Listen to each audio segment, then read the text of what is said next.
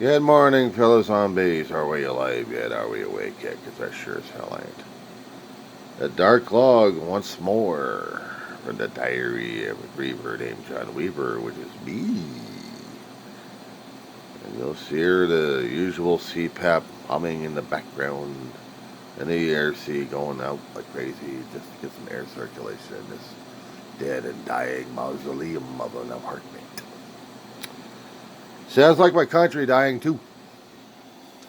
And while I do the caregiving routine on my dog and make sure she's not stressing out like crazy, reason why I do the diarrhea griever in the dark, keep an eye on my dog.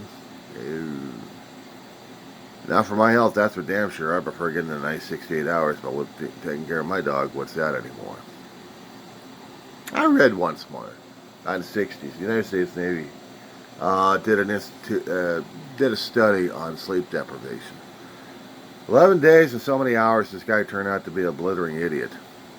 Brain tried to rewire it so much that it couldn't function normally. And they wanted to do these psychological testings on a lot of people. And one guy they posted it out there on viral media and ancient history sections, I think. And that was pretty wild, seeing this one guy losing his mind because he went straight sleep dep. No sleep, no cat naps, just straight awake. Turning out to be a blithering idiot? Hell, I could do that instantly. Middle of the night, turn out to be a little bit of a monster myself. And it's not fun when you happen to see yourself changing into something of a mutated form. Especially when you don't get enough sleep. I'm not just talking about straight sleep depth. I'm talking about broken sleep, and that really screws up your brain, including mine. And since we're talking about screwed up brains, shall we talk politics again? Okay. Leading into it. You know, I'm a college student, guys. 10 years at a community college and doing the best I can. Well, an hour and a half or more than that, since the time index right now is 1:39 in the morning West Coast time. It is the 6th of December, 2025. I get a semester break. But imagine being in a university instead of a community college. I don't mind a community college. I don't even want to go to the universities yet. I may not qualify because of my age. I'm not young enough for them to continue on.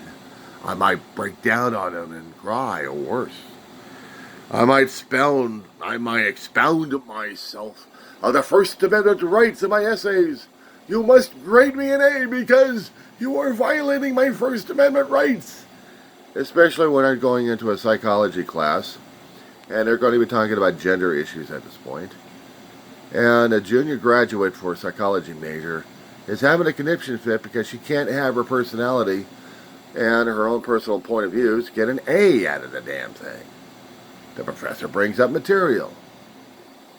And here's the material that you can judge it on. Or did you want something similar to that effect? I tried talking about it, and I know I got to relabel my damn videos on this one. Because I did a little bit more background research on this one. Oklahoma, I was trying to say. Not Arkansas, but Oklahoma. So an Oklahoma student has a conniption fit over a damn essay, and she goes thermonuclear on it. Of course, the graduate grader had to be put on academic suspension or administrative leave, one of those three, but actually got kicked out of college. That's how I call it is. Because of a whiner student that all the independent and far left independents are having a conniption fit, and then the far rights are going nuts over the damn shit. Because she's a social person on there. She gets a lot of likes because she's cute, she's pretty, and she thinks she's witty. Give me a frickin' break, you twit. I'm 59 years old. I don't care how ugly I look. You know what? That's scary enough anyway for anybody. But to terrify a psychology department, let alone the professor of a department, who was in charge of a class, and trying to bring up material for the students to do their reports on.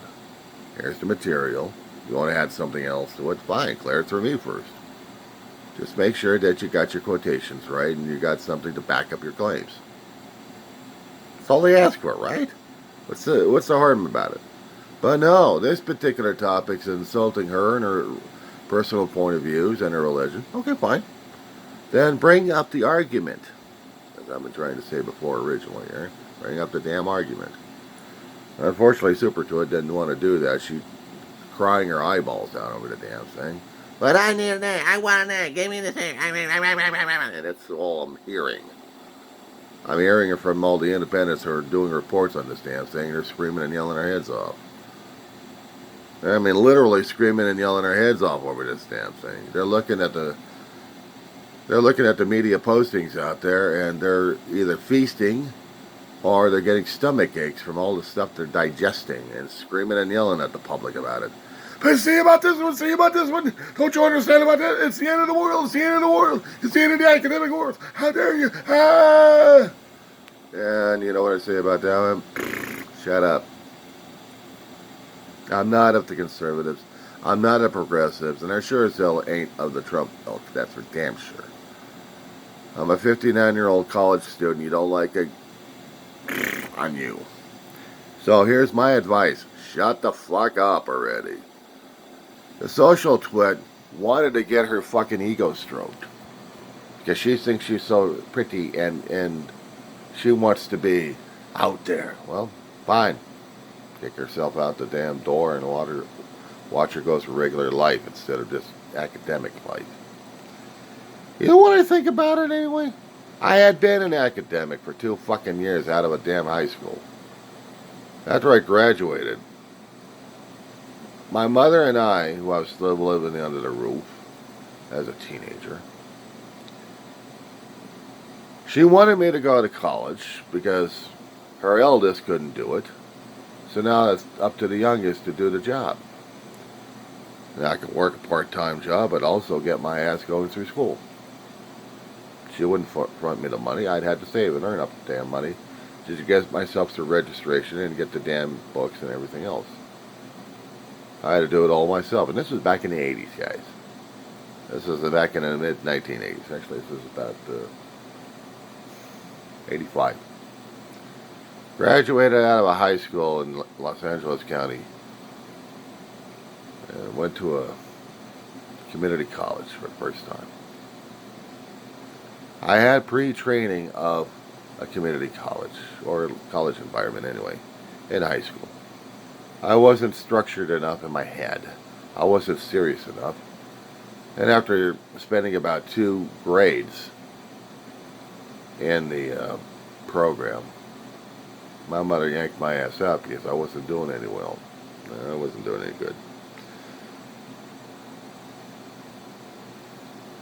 But I get into the college situation, so I'm used to that. Not used to the damn bureaucratic paperwork of getting a class, going from here, going from there, going from here.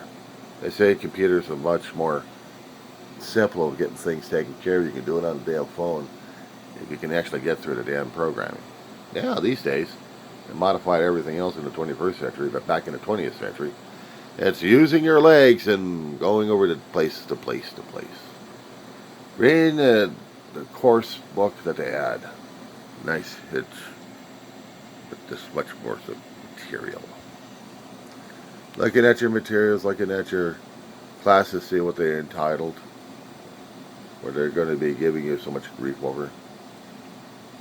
And by the time you get your classes going, by the time you're solidified in it, you finally made it into the registration. And then you got to go to counseling. And then you got to go over to financial aid. And then you got to go here, got to go here. And by the time everything's done in one day, you're tired as hell and you want to go home and collapse. Oh, yes. Until the semester starts in September. And then you're crawling over to the classrooms. You're tired as hell because you woke up too damn early. You grabbed your morning coffee. You don't have a thermos with you. But you're grabbing your coffee and you're bringing it over to the first day of class. And the instructor is trying to go Welcome, students. Welcome to this particular classroom here. We're going to have some fun here, aren't we? And he's looking at everybody. He's like, I see you're all bright and cheerful here. This is orientation night. So wake the hell up, guys. You're in for it. Oh no, what did I take now? Oh, I want to go back to bed and sleep. Well, when you had a semester off, what do you expect? Summer semester is already over. Now you're into the fall. Now you're going to be busting your ass. Welcome to college, guys. These days it gets a lot more sophisticated because you can bring in your backpack and bring in your thermos and everything else you need in class. Can't eat, but you can sure as hell drink your ass off. So, if you are taking a psychology major, if you are being a psychology major and you're taking a psychology class, and you're going to be dealing with a professor, they're going to be challenging you like crazy of what your beliefs are going to be like. Now, you want to ask about mine? Well, let me see. What did I remember about Psychology 101 except for some of the people I dealt with? 20-somethings, 19-year-old, a 17-year-old, and a 20-something-year-old. And they all had their dreams, all had their aspirations, and they all had their courses. And they had their own little quips and quirks. And in psychology, I've noticed that because some people who are the quirkiest will take the front row, and everybody else that didn't want to be there take the back rows. And when there's topics to be done, group sessions to go over material, it's your table, it's the group, pal. So you get used to them, and I did. I miss those guys, and I know they're doing what they're going to be doing right now in their own field. And I wish them well. And we did a groovy thing. We did a groovy report. Because in the report we had, we'd done something that no one else would do. I mean, I'll talk about medical shit. I think we'll do something about this one. No, we had to do something about creativity. The brain does have remarkable storage capacity for memories. But it also can be flexible enough to create new ideas. And we picked on that one. 4 students, old fart leading the way, being the presenter in the class nearly a decade ago, and I had to tell these kids in the class what the hell they're going to be dealing with. And that was the more fun I had in that class. Because we did a group project on creativity, we have collaborated with each other. It may have been diversity, equality, and inclusiveness. It may have been. It may have been liberal. But we showed off our creative talents of building, of writing, of doing other things. And it was the most challenging thing in my time. I had fun in those 16 weeks. I may have been learning about medical terminology concerning about how the brain was constructed, and also behavioral patterns, and I wasn't even a major in psychology. That was just one of those prerequisites. So fine, get through the damn thing. But I had fun.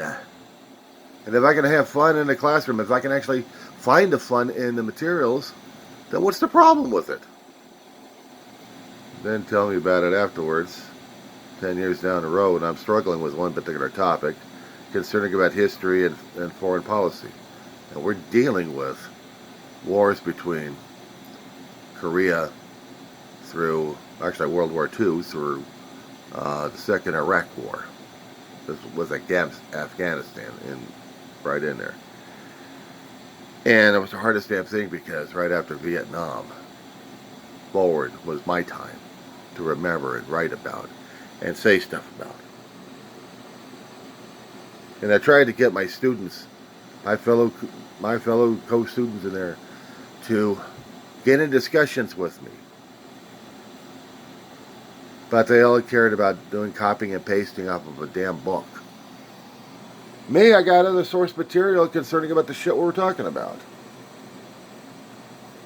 And I felt like I was dealing with AI bots. Now, how's that for something? I mean, I could complain to the professor about the AI bots in the class that we got. They put up human faces in their bios. Some of them didn't even have faces. Just a letter. So it kind of pissed me off a bit. But not to the point where I'm going to be drafting something onto social media and then blaming the people, say, these people were nasty to me and I deserve to get an A in my class because I did the work. Well, here's something between me and the Oklahoma Twit. You see, I know I have to do the individual work, and we didn't do any group sessions. And when I looked at the essays, I wrote what was on my mind. But I put quotations, and I had to back up my claims. I had to back up the material, and to make my point come across, telling them, yes, I lived through this time that we're studying right now. And yes, this was a hard time for me to deal with. However, what I observed, what I learned, this is what I know about. And here's some of the stuff I'm backing it up with. And because I did the prerequisite of what the assignment was, I got 10 out of 10 points, which is excellent. And it all came out to the midterm essay, and I still had to do something about that one. And then the final term essays. These things were fun, guys. They had short form and a long form. In the short form, you had about 15 topics. They pull 5 out of them that you're comfortable with, or maybe you have some knowledge about. And then the long form is either complying with, conflict, and then foreign policy. So, in conflict and foreign policy, what do you think about these things here? Or did you have something that you wanted to talk about? Because here are some of the topics I've got listed here. What's your opinion about it? Okay. So I did the long form first.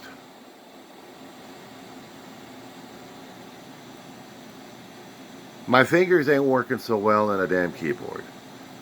But leaving a voice to text regarding the email, I delivered my email. Actually, delivered my essay. But then the fun part was going into the source material that I had to, looking for quotations and stuff to get the material to be posted into the essay.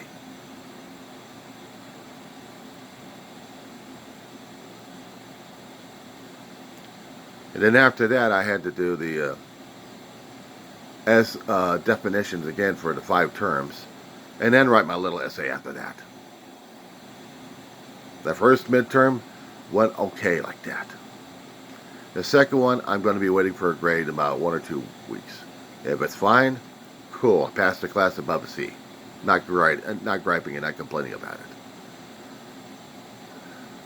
But the thing of it is, I didn't put biblical crap into it.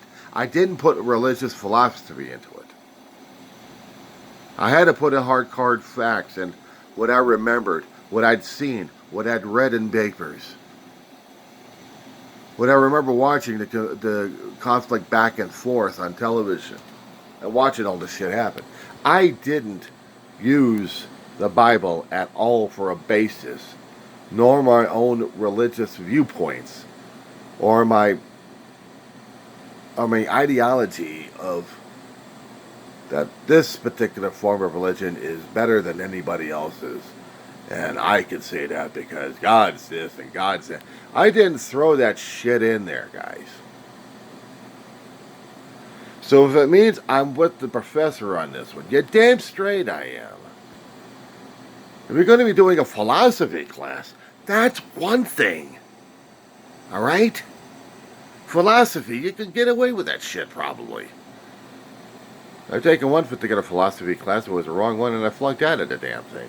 Critical thinking and philosophy? Good Lord. I crashed and burned in the damn thing. I should repeat that thing. But now with that same professor, he'll drive you crazy. So I may as well take another philosophy class just to get that one going. Maybe next time. But I learned my lesson in the first semester of going through junior college. Now, when you go to argue a professor, make sure you damn straight, your facts are straight. And make sure you got an argument for the professor, because they're pretty damn adamant about it. Some professors are locked into their idea. They're going to be locked into their topic. I got a D out of it, and I had to retake the class, got a different professor, and I got a C plus out of it. I was happy with it. It may be average, but I don't give a shit. If it gets a B or better, people say I'm hog heaven. Me, I'm having a coronary. But I don't throw the Bible and I don't throw the personal religious viewpoints at people left and right. That's how I was raised. But in Oklahoma, they're giving up on the damn shit because they want the religious viewpoints on a constant basis. And they want it into the public. They want it into the collegiate. They want it into the academic realm where religious viewpoints are going crazy. And this is what I kept hearing from this independent lunatic screaming and yelling his head off that we're losing it, we're going to be going under. I'm like, that's for one particular college, that's one particular state that may be going through an identity crisis. And that's what you're having a conniption fit over? You got the rest of the 49 states to worry about, dude. Are we all going through that way? California ain't. But then again, we got the UC systems paying fealty somewhat, but have to go through court proceedings not to pay fealty to the gas bag and to that kind of thinking. And that's my story on it, guys. That's my own personal viewpoint of the damn thing. Yours is yours. You want to put it in the comments? Put it in the comments. You want to like? You want to dislike? Have fun. You say you're going to dislike, you're telling Google and YouTube that I'm not worthy. I'm not worthy. I'm me. Don't like it? On you. But if you really wanted me to be insulted, don't talk to me about my damn dog, alright? Don't tell me I gotta put her out because of your convenience. You think it's my convenience? I came across one particular viewer who said that to me. I blocked his ass. There are some things and some lines I don't cross, assholes. And that being said. And to the twit out there in Oklahoma University who's trying to make a name for herself, be my guest. But here's a challenge. Have you ever worked outside the Oklahoma University life? I mean, seriously, busted your butts out, ruined your nails, spent long days on your legs, on your feet, working retail or some other kind of job that earns you money, and then have to deal with them on a constant basis, and you're bitching and griping about a damn paper? Girl, grow up.